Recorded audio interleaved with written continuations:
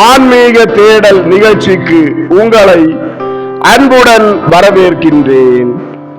விவிலியமும் குர்ஆனும் ஓர் ஒப்பீட்டு பார்வை. பாகம் 21, அதிகாரம் 2, சூரத்துல் பகரா, பாகம் 20, வசனங்கள் 219 முதல் 230 வரையும் அவை சார்ந்த விவிலிய வார்த்தைகளையும் பற்றி பார்ப்போம். 219ஆம் வசனத்தில், நபியே, மதுவை பற்றியும் சூதாட்டத்தை பற்றியும் உம்மிடம் கேட்கின்றனர்.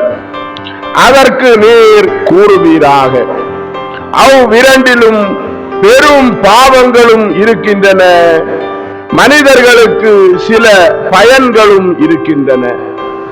ஆனால் அவற்றில் உள்ள பாவம் அவற்றில் உள்ள பயனை விட மிக பெரிது. மேலும் நபியே, தர்மத்திற்காக எவ்வளவு செலவு செய்வதென உம்மிடம் கேட்கின்றனர். அதற்கு அவசியத்திற்கு வேண்டியது போக மீதமுள்ளதை செலவு செய்யுங்கள் என கூறுவீராக. நம்பிக்கையாளர்களே, நீங்கள் இம்மை மறுமையின் நன்மைகளை கவனத்தில் வைத்துக் கொள்வதற்காக உங்களுக்கு அல்லாஹ் தன் வசனங்களை இவ்வாறு விவரிக்கிறான் என்கிறது. 220ஆம் வசனத்தில், நபியே, அனாதைகளை வளர்ப்பதை பற்றியும் உம்மிடம் கேட்கிறார்கள். அதற்கு நீர் கூறுவீராக, அவர்களை சீர்திருத்துவது மிகவும் நன்றே. மேலும் நீங்கள் அவர்களுடன் கலந்து வசித்திருக்க நேரிட்டால் அவர்கள் உங்கள் சகோதரர்களே. ஆதலால் அவர்களுடைய சொத்தில் இருந்து அவசியமான அளவு உங்களுக்காகவும் செலவு செய்து கொள்ளலாம். ஆனால் நன்மை செய்வோம் என்று கூறிக்கொண்டு தீமை செய்பவர்களை அல்லாஹ் நன்கறிவான். அல்லாஹ் நாடினால் உங்களை மீள முடியாத சிரமத்திற்குள்ளாக்கி விடுவான். நிச்சயமாக அல்லாஹ் எவ்விதமும் செய்ய வல்லவன். ஆகவே அனாதைகள் விஷயத்தில் மோசம் செய்யாது மிக்க அனுதாபத்துடனும் நீதமாகவும் நடந்து கொள்ளுங்கள் என்கிறது. 221ஆம் வசனத்தில், நம்பிக்கையாளர்களே, இணை வைத்து வணங்கும் பெண்களை அவர்கள் நம்பிக்கை கொள்ளும் வரை நீங்கள் மணந்து கொள்ளாதீர்கள். ஏனென்றால் இணை வைத்து வணங்கும் ஒரு பெண் உங்களை கவரக்கூடியவளாக இருப்பினும் நம்பிக்கை கொண்ட ஓர் அடிமை பெண் அவளை விட நிச்சயமாக மேலானவள். அவ்வாறு இணை வைத்து வணங்கும் ஆண்கள் நம்பிக்கை கொள்ளும் வரை அவர்களுக்கு நம்பிக்கையாளர்களான பெண்களை நீங்கள் மணமுடித்து கொடுக்காதீர்கள். இணை வைத்து வணங்கும் ஓர் ஆண் உங்களை கவரக்கூடியவனாக இருப்பினும் நம்பிக்கை கொண்ட ஓர் அடிமை அவனை விட நிச்சயமாக மேலானவன். இணை வைக்கும் இவர்கள் எல்லாம் நரகத்திற்கு அழைப்பார்கள் என்கிறது. 222ஆம் வசனத்தில், நபியே, மாதவிடாயை பற்றியும் உம்மிடம் கேட்கிறார்கள். நீர் கூறுவீராக, அது அசுத்தமான ஓர் இடையூறு. எனவே மாதவிடாய் காலத்தில் பெண்களை விட்டு விலகி அவர்கள் சுத்தமாகும் வரை அவர்களை அணுகாதீர்கள், உறவு கொள்ளாதீர்கள். அப்பெண்கள் சுத்தமாகிவிட்டால் அல்லாஹ் உங்களை ஏவிய முறைப்படி அவர்களிடம் செல்லுங்கள் என்கிறது. 223ஆம் வசனத்தில், உங்கள் மனைவிகள் உங்கள் விளை நிலங்கள் ஆவர். ஆகவே உங்கள் விளை நிலங்களுக்கு நீங்கள் விரும்பியவாறு சென்று உங்கள் பிற்காலத்திற்கு வேண்டிய சந்ததிகளை தேடிக்கொள்ளுங்கள் என்கிறது.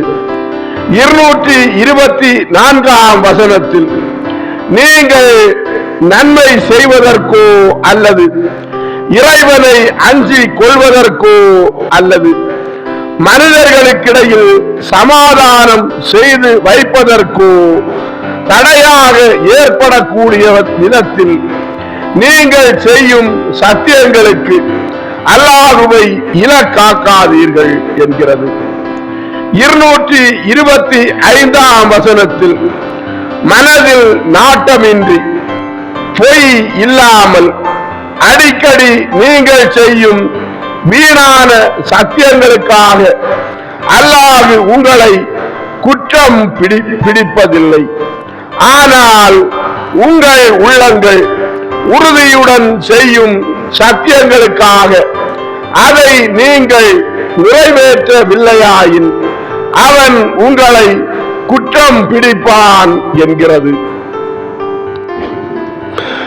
அன்பார்ந்தவர்களே, இப்பொழுது நாம் வாசிக்க கேட்ட 224 மற்றும் 225ஆம் வசனங்களில் சத்தியம் செய்வது பற்றியும் பொய் இல்லாமல் அடிக்கடி செய்யும் வீணான சத்தியங்களுக்காக அல்லாஹ் குற்றம் பிடிப்பதில்லை என உள்ளது. ஆனால் சத்தியம் செய்வதை பற்றி விவிலியத்தின் புதிய ஏற்பாட்டில் எழுதப்பட்டிருப்பதை பற்றி சுருக்கமாக பார்ப்போம். மத்தேயு நற்செய்தி அதிகாரம் 5 வசனங்கள் 33 முதல் 37 வரை உள்ள பகுதியில் பொய்யானை இடாதீர், ஆணையிட்டு நேர்ந்து கொண்டதை ஆண்டவருக்கு செலுத்துவீர் என்று முற்காலத்தவருக்கு கூறப்பட்டிருப்பதை கேள்விப்பட்டிருக்கிறீர்கள். ஆனால் நான் உங்களுக்கு சொல்கிறேன், ஆணையிடவே வேண்டாம், விண்ணுலகின் மேலும் ஆணையிட வேண்டாம். ஏனென்றால் அது கடவுளின் அரியணை.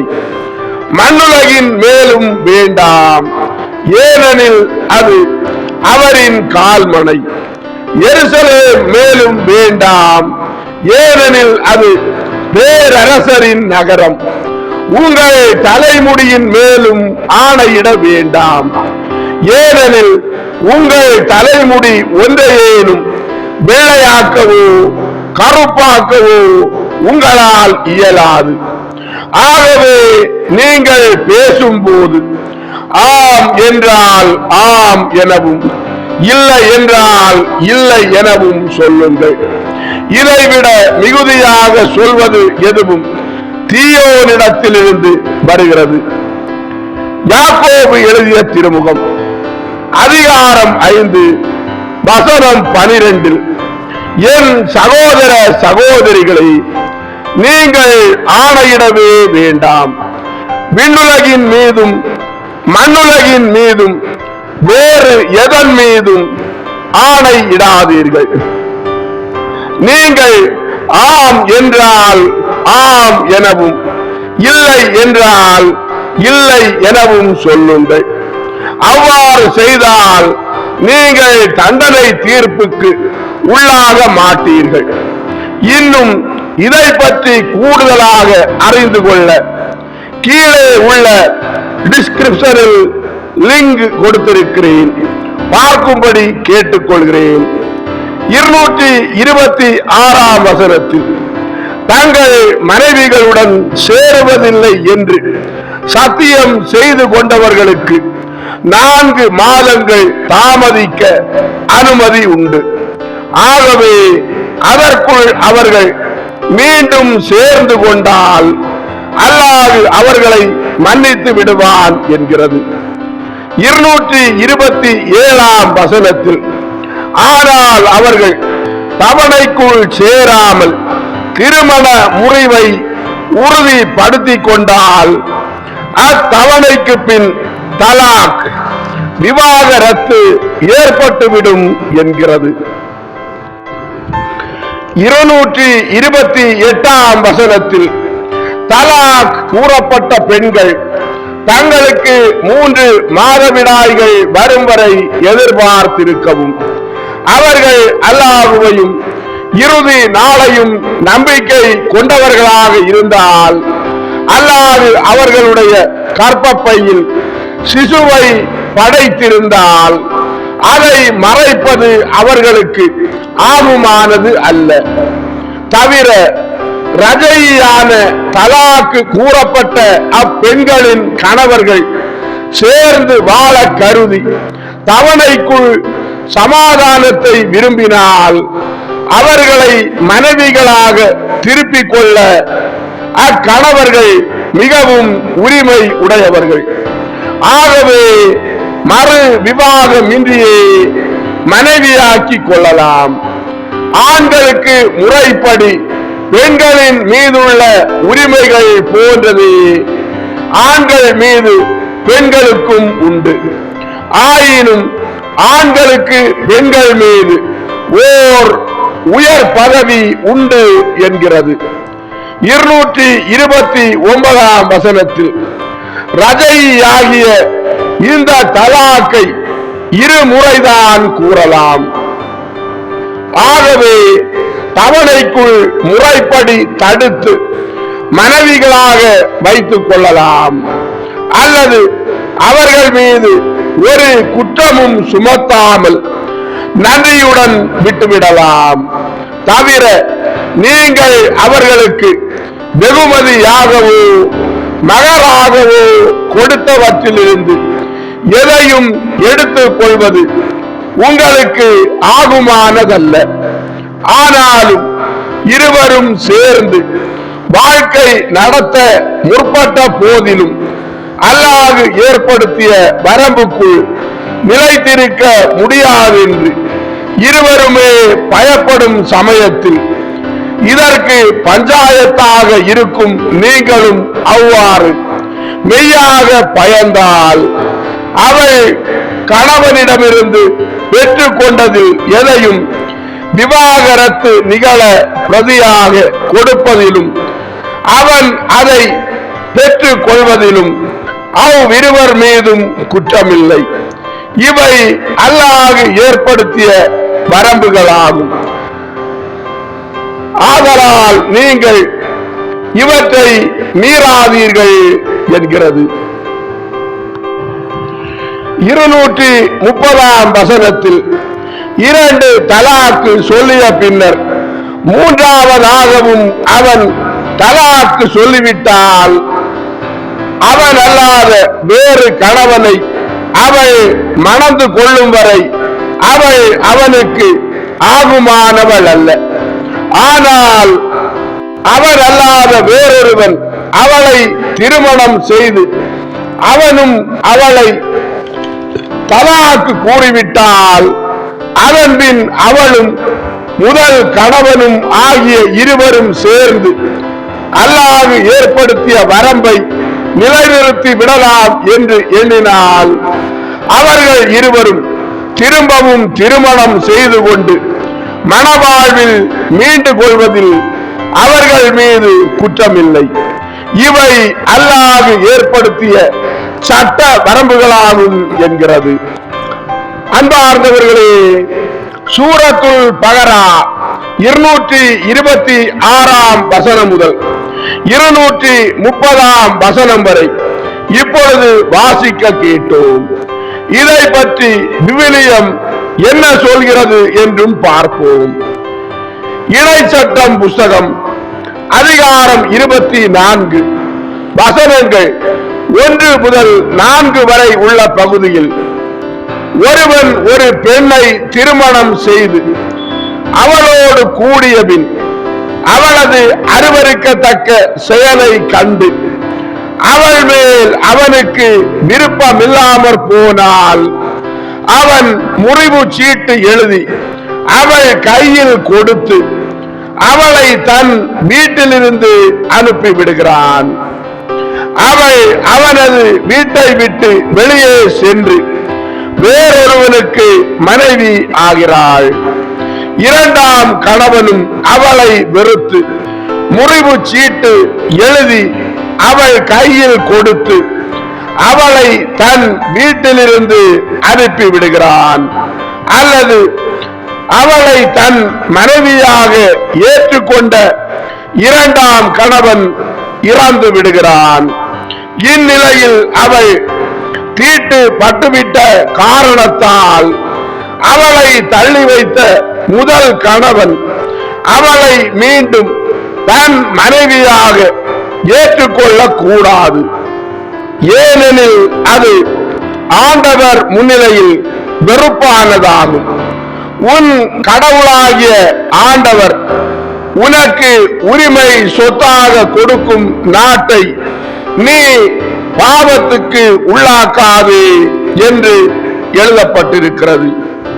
இப்பொழுது நாம் வாசிக்க கேட்ட விவிலிய வார்த்தைகளுக்கு நேர் எதிரானதுதான் சூரத்துல் பகரா 230ஆம் வசனம்.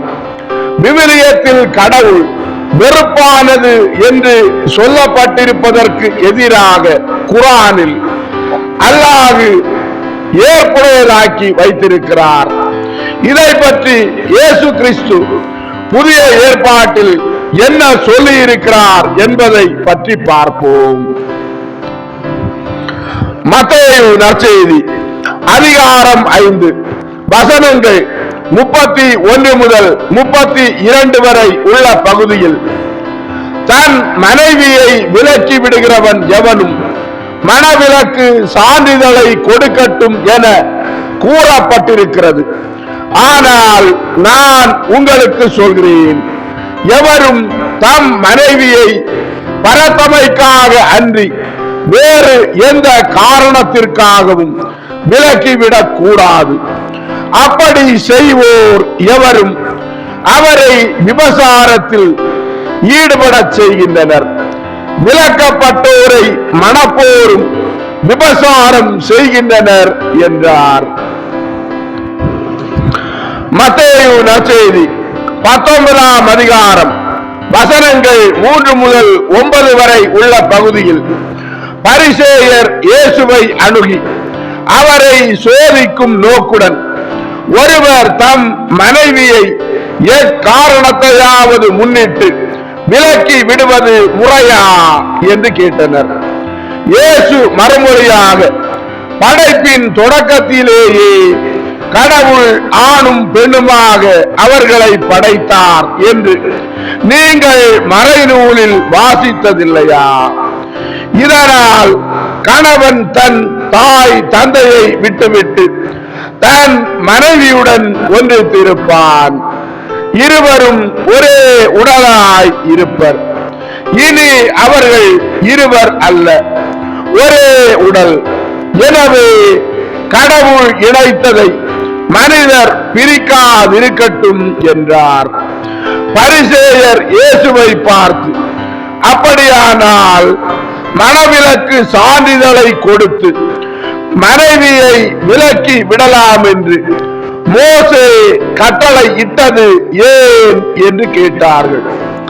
அதற்கு இயேசு அவர்களை பார்த்து, உங்கள் கடின உள்ளத்தின் பொருட்டே உங்கள் மனைவியரை விலக்கி விடலாம் என்று மோசே உங்களுக்கு அனுமதி அளித்தார்.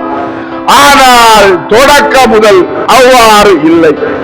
பரத்தமையில் ஈடுபட்டதற்காக அன்றி வேறு எக்காரணத்தையாவது முன்னிட்டு தன் மனைவியை விலக்கிவிட்டு வேறொரு பெண்ணை மணப்பவன் எவனும் விபசாரம் செய்கிறான் என நான் உங்களுக்கு சொல்கிறேன் என்றார்.